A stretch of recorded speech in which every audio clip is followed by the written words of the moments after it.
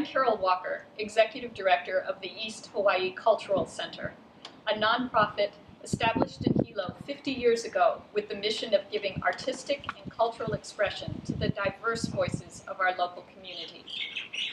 This is a bonang, one of 40 instruments that form EHCC's in-house Javanese Gamelan orchestra.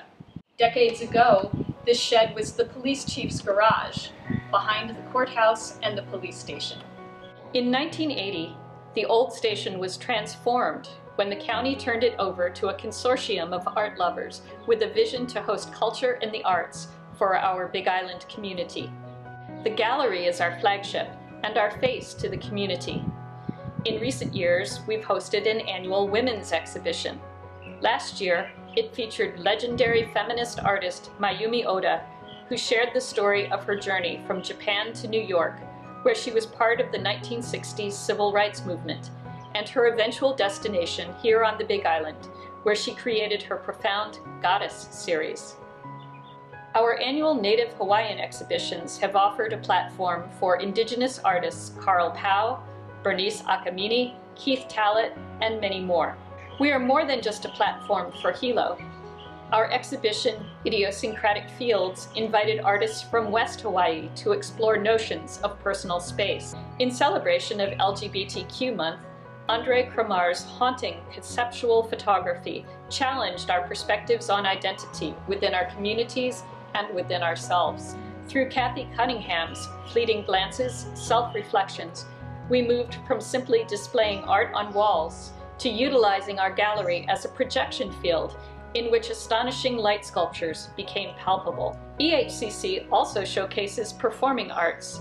Our intimate theater, Kahua Elua, has played host to Orchid Isle Orchestra, Pedro Ka'awaloa, Prince Dance Theater, Ebb and Flow, Slate, and many others.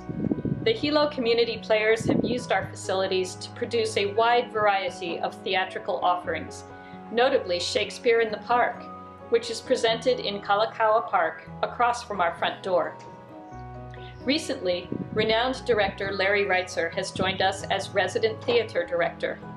His most recent production, Biloxi Blues, featured astonishing performances from local actors who benefited from the mentorship of an experienced New York director. EHCC creates community events within our venue, on our lanai, in the street, and in adjoining Kalakaua Park. The eerily beautiful Silent Dance Party celebrated LGBTQ Day in 2017. Series of ethnic dance groups on the lanai have welcomed guests to many of our First Friday openings. We've hosted tea ceremonies from different parts of the world in our theater. For a month, we expanded our horizons with Shizuno Nasu, who brought an ensemble of musicians, artists, and dancers from Japan and around our island together to create a dozen multimedia performances.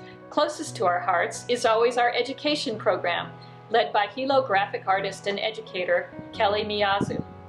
Each year, Kelly brings together artists, musicians, and educators to offer a program of rich cultural immersion for our local youth. Among the programs offered have been digital photography, fashion design, smartphone filmmaking, paper sculpture, printmaking, crochet, ceramics, Japanese fish printing, plant dyes, and more. Finally, you can't really know what makes EHCC unique if you don't know our staff, volunteers, and board of directors. We're not a normal hierarchical organization where power and money flow down from the top. We are our community. Our board represents our diversity in youth, ethnicity, gender identity, and socioeconomic circumstance. This sets us at a distinct disadvantage when it comes to fundraising, but at an enormous advantage when it comes to representing our community with compassion and authenticity and generating a high standard of art. Of course, I would be remiss if I didn't promote our music group, Gamelan of the Molten Blossom. In just 2 years, we've become a solid group of about 20 enthusiastic players, most of whom had never heard of Gamelan before they joined. When COVID-19 forced us to stop practicing, we were just moving from beginning songs to more advanced material.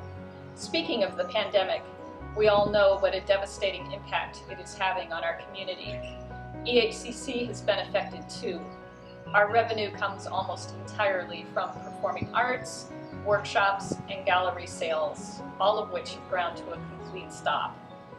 We are using our sheltering time to reflect on how we will reimagine and adapt our offerings. You can find the East Hawaii Cultural Center online at www.ehcc.org. We hope you'll support our efforts, not just financially, even though that is critical, but also by participating in our art and cultural explorations, whatever form they take in the future. Mahalo.